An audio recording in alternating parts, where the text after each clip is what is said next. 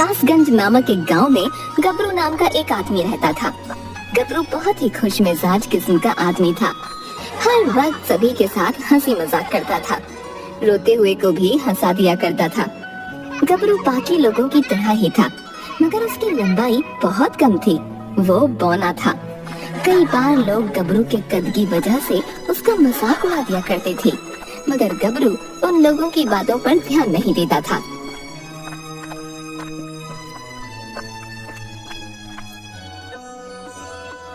अरे भाइयों, तुम सभी यहाँ चाय पीने आते हो या लड़ाई करने आते हो हैं? तुम लोग तो एकदम बड़बक हो। रुको, अभी हम तुम लोगों को हंसाता हूँ। हाँ, तुम सभी लड़ना तो एकदम बंद ही कर दो, वो भी अभी के अभी। क्या रे गबरुआ, है कैसन हो? तुम्हारा ही इंतजार कर रहे थे हम। अब तने कछु मस्त सा सुनाए दो। इस सब का शांत करवाई के खातिर दिमाग का दही हुई गवाह है। अरे भैया जी, काहे परेशान होते हैं?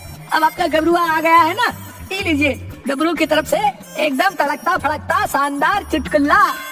तो एक बार की बात है, एक पत्नी अपने पति से कहती है कि अजी सुनते हो, पड़ोस वाली मीना की बेटी को 100 में से 99 नंबर मिले हैं। इस पर पति पूछता है, अच्छा फिर एक नंबर कहाँ गया? ये सुन पत्नी कहती है कि वो एक नंबर अपना चिंटुआ लेकर आया है।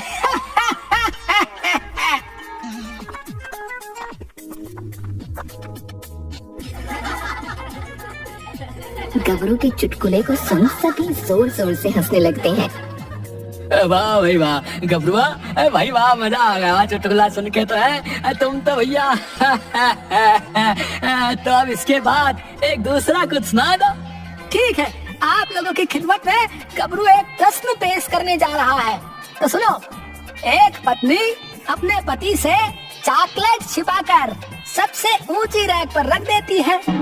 पति ये देख लेता है, मगर लाख चाहने पर भी उसे चॉकलेट नहीं मिल पाता है।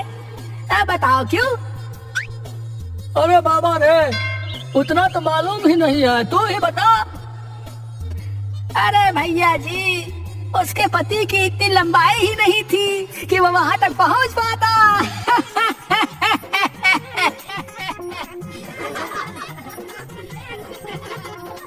ओहो, मतलब वो तेरी तरह बौना था। ये सुन गबरू बहुत दुखी हो जाता है। सभी उसका मजाक उड़ाने लगते हैं और जोर जोर से हंसने लगते हैं। अच्छा ठीक है, अब हम चलते हैं। क्या रे गबरू, तू भी ना जैसा खुद है वैसा प्रश्न करता है।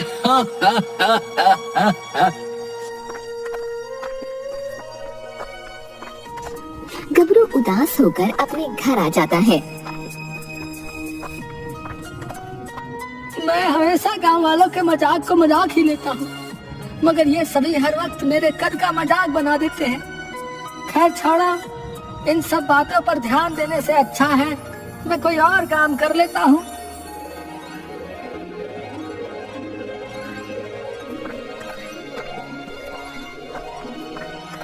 गबरू बहुत मेहनती था। जब कभी किसी को मदद चाहिए होती तो उसकी मदद जरूर करता था। हाँ बताइए अम्मा जी, क्या करना है? मैं अभी कर देता हूँ। बेटा कुछ सामान है, उन्हें उतार दे। मैं तो बूढ़ी हो गई हूँ, इतना वजन नहीं उठा पाऊंगी। अरे अम्मा जी, आप नहीं उठा पाएंगी तो आपको क्या लगता है इससे वो काम हो जाएगा? इसका कद देखिए, ये तो वहां तक पहुंच भी नहीं पाएगा, सामान क्या उतारेगा? भाई बुरा मत मानना, मैं तो बस सच कह रहा हूँ। ठीक है, अगर मैं नहीं कर पाऊंगा तो आप ही अम्मा जी की मदद कर दीजिए। हाँ हाँ, क्यों नहीं। चलिए अम्मा जी, बताइए कहाँ से सामान उतारना है?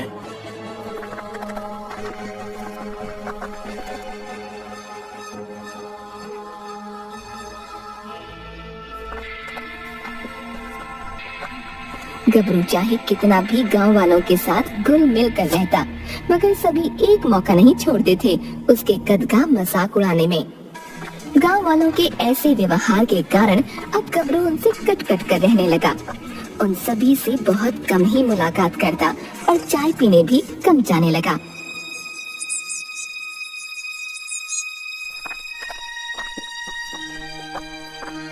बहुत दिनों बाद एक दिन गबरू चाय पीने चाय की दुकान पर आता है। अरे गबरू तू भाई आजकल कहाँ है? कहीं नजर नहीं आ रहा है भाई, क्या हुआ? तेरे सारे चुटकुले अब खत्म हो गए क्या है? हाँ, अब नए चुटकुले सीख रहा होगा। चला सुना दे, एक बढ़िया सा चुटकुला है। नहीं, मेरा मन नहीं है, मैं जा ही रहा हूँ, आप लोग बैठिए। अरे गबरू रुक तो जरा, इतनी भी क्या जल्दी है? थोड़ी देर हमसे बात तो कर ले। कौन सा तू देश का प्रधानमंत्री है जो तुझे जरा भी फुर्सत नहीं है? गबरू थोड़ी देर वहीं रुक जाता है। अरे भाइयों क्या बताएं, कल मुन्ना हमसे पूछ रहा था सबसे लंबा जानवर कौन है। उसका उत्तर क्या बताता? हमको तो इस बात का अंदाजा ही नहीं था। बोल दिया कल बताऊंगा। अब तुम ही लोग बताओ सबसे लंबा जानवर कौन है? ना भाई ना, हमें तो ना पता। इतना पढ़ा लिखा होता तो यहाँ क्या करता है? और गबरुआ तुझे पता है सबसे लंबा जानवर कौन है? अरे मोरी मैया माफ करना, तुझे तो तेरी कद के हिसाब से सबसे छोटा जानवर पता होगा। ये सुनकर गबरू वापस दुखी हो जाता है। मैं जा रहा हूँ यहाँ से। और हाँ, सबसे बड़ा जानवर जिराफ होता है। इतना कहकर गबरू तुरंत वहाँ से उठता है और अपने घर आ जाता है। अब इनका बहुत ज्यादा हो रहा है। इतने दिनों बाद भी जा रहा हूँ, फिर भी मजाक उड़ाने का एक मौका नहीं छोड़ते। इन लोगों के साथ अच्छा रहकर कोई फायदा नहीं। अब मैं इनको सबक सिखा कर रहूंगा। गबरू सभी गांव वालों के घर चोरी करने की सोचता है। आधी रात में मुंह पर काला कपड़ा बांधकर गबरू चोरी करने निकलता है। जब सभी गांव वाले मेरा मजाक उड़ाने से पहले नहीं सोचते, तो मैं क्यों उनके घर पर चोरी करने से पहले सोचूं? शांति से जाता हूँ और चोरी करके आता हूँ।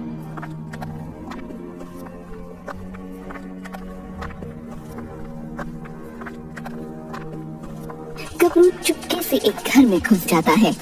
सभी सो रहे थे। गबरू धीरे धीरे सामान चुराता है और अपने झोले में रखता है और वहाँ से भाग जाता है।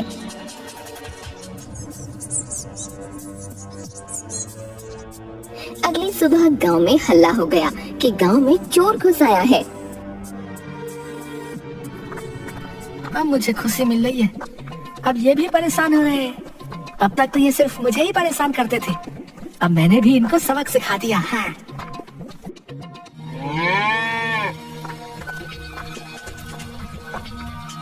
गबरू चोरी किया सारा सामान लेकर शहर आता है।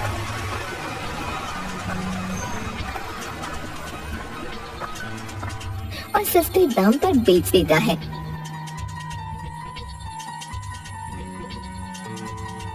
चलो अब इन पैसों से आराम से कुछ दिन बैठकर खाऊंगा। गबरू ने गांव वालों से मिलना जुलना, बात करना एकदम बंद कर दिया था। कोई उससे मदद मांगने आता तो भी वो उसकी मदद करने नहीं जाता।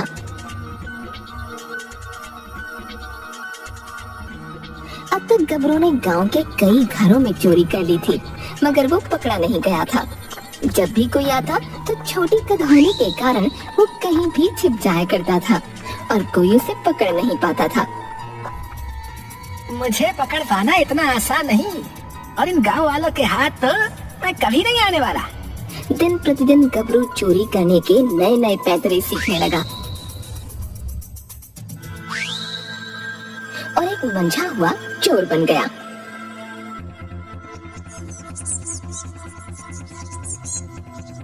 गांव वाले चोर को पकड़ने की बहुत कोशिश कर रहे थे, मगर चोर था कि पकड़ में नहीं आ रहा था। अरे ये हमार कासगंज को किसी की नजर लग गई है, जो हर घर में चोरियां हो रही हैं। राम राम, ये क्या हो रहा है? अब तो रातें जाग जाग कर बितानी पड़ रही हैं। सही कहा भैया, चोर बहुत शातिर है, लेकिन एक बात है, ज्यादातर तेज तर्रार बनने वालों के घर ही चोरियां हो रही हैं। क्या कहे तुम? चोरी तो चोरी है भैया। अरे मेरा कहना यह है कि कोई शानदार चोर है। हाँ। अरे दुकान वाला सठिया गया है, चलो सरपंच जी के पास चलते हैं, वही कुछ उपाय बताएंगे। सब मिलकर सरपंच के यहाँ जाते हैं। मुखिया जी कुछ कीजिए, कासगंज अब रहने लायक नहीं लगता, चोरी चकारी बहुत बढ़ गई है। हाँ हरिया, सही बोला तुमने। हम लोग भी उसी विषय पर बात कर रहे हैं। जल्दी ही कोई ना कोई हल जरूर निकलेगा। सब चौकन्ने रहो बस। गबरू जहाँ रहता था वहीं पास में झींगा नाम का एक आदमी रहने आता है। झींगा भी गबरू से बात करने की कोशिश करता है, मगर गबरू उससे भी बात नहीं करता। अरे हम पड़ोसी, अगर ये बात कर ही लेगा तो क्या हो जाएगा, पता नहीं कैसा आदमी है।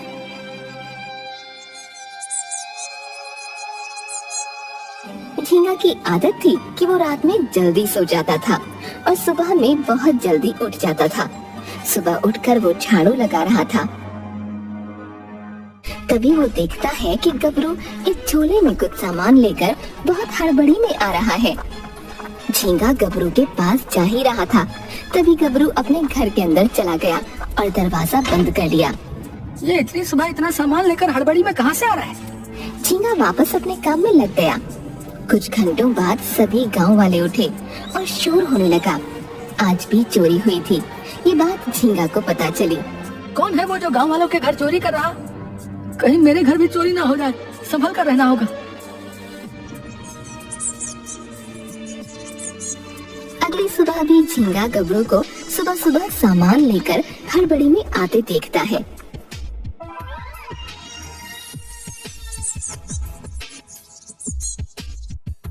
ऐसा कई दिनों तक होता है, तब जाकर झींगा को गबरू पर शक होना शुरू हुआ।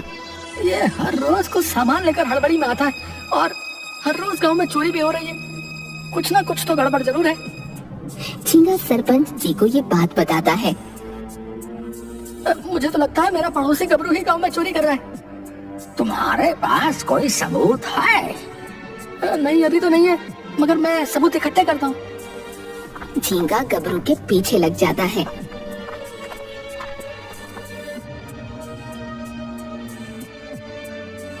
रात भर सोता नहीं और गबरू पर नजर रखता है। आधी रात में गबरू घर से बाहर आया। झींगा भी उसका पीछा करने लगा।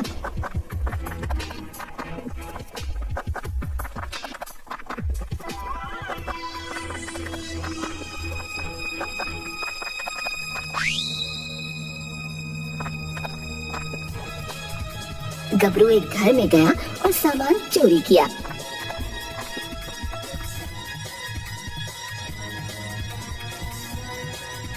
फिर दूसरे घर में गया, चोरी की और सारा सामान लेकर अपने घर की ओर आने लगा।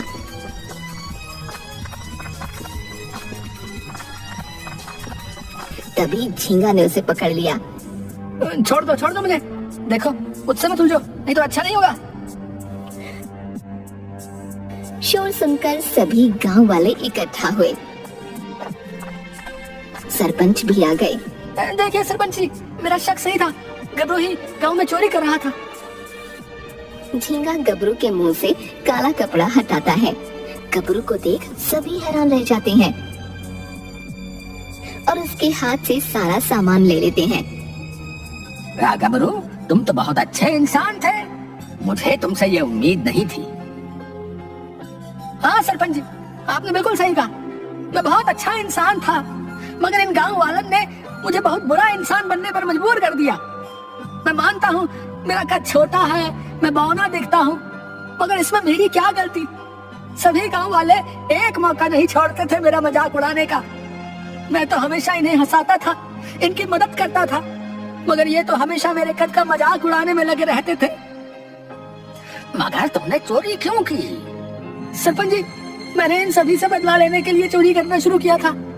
जितना इन लोगों ने मुझे परेशान किया था, उतना ही मैं भी इन्हें परेशान करना चाहता था। सरपंच जी, आप इसकी बातें क्या सुन रहे हैं? तुरंत इसे कड़ी से कड़ी सजा दीजिए। चुप हो जाइए आप सभी। आज आप लोगों की वजह से एक अच्छे इंसान को बुरा बनना पड़ा और आप लोग चाहते हैं मैं इसे कड़ी से कड़ी सजा दूं। अगर इसका कद छोटा है, ये बौना है, तो इसमें इसकी क्या गलती? तुम लोगों के ताने सुन सुनकर ही गबरू जैसे जितने भी लोग हैं वो आत्महत्या जैसा बड़ा कदम उठा लेते हैं। आज के बाद अगर किसी ने गबरू का मजाक उड़ाया तो उसे कड़े से कड़ा दंड दिया जाएगा। और हाँ गबरू, तुम भी आज के बाद ये चोरी करना छोड़ दो और कोई भी तुम्हारा मजाक उड़ाए तो मुझे बताना। इस तरह सभी गांव वाले गबरू का मजाक उड़ाना छोड़ देते हैं। गबरू भी चोरी करना छोड़ देता है और पहले की ही तरह रहने लगता है।